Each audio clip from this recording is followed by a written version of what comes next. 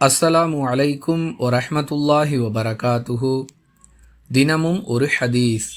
ஒருவர் நோன்பாளியாக இருக்கும் நிலையில் மறதியின் காரணமாக ஏதாவது ஒரு உணவை உண்டுவிட்டால் அல்லது ஏதாவது ஒரு பானத்தை பருகிவிட்டால் அவர் தனது நோன்பை முழுமைப்படுத்தட்டும்.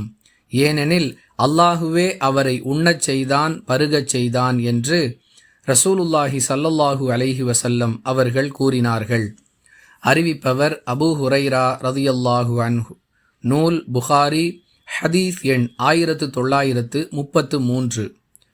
அன்பிற்குரிய அல்லாஹுவின் நல்லடியார்களே, மறதியின் காரணமாக ஒருவர் ஏதாவது ஒரு உணவையோ பானத்தையோ எடுத்துக்கொண்டால் அதன் காரணமாக அவர் நோன்பை முறித்துவிட தேவையில்லை. மறதி என்பது நம்முடைய கட்டுப்பாட்டில் இல்லாத ஒரு அம்சம். எனவே நம்மை படைத்த இறைவனாகிய அல்லாஹ் நம்மை பற்றி நன்கு அறிந்தவன். நாம் வேண்டுமென்றே உண்டோமா, பருகினோமா அல்லது மறதியின் காரணமாக செய்தோமா என்பதை அவன் அறிந்திருக்கிற காரணத்தால் மறதியால் ஏற்பட்ட விளைவை நீங்கள் பொறுப்பேற்று கொள்ள வேண்டாம், உங்களுடைய நோன்பை நீங்கள் முழுமைப்படுத்திக் கொள்ளலாம் என்று சலுகை வழங்குகிறான்.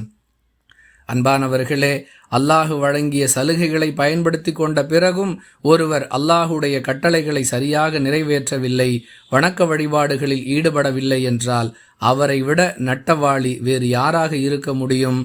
வாஹிரு தஅவானா அனில் ஹம்துலில்லாஹி ரப்பில் ஆலமீன். அஸ்ஸலாமு அலைக்கும் வரஹ்மத்துல்லாஹி வபரகாத்துஹு.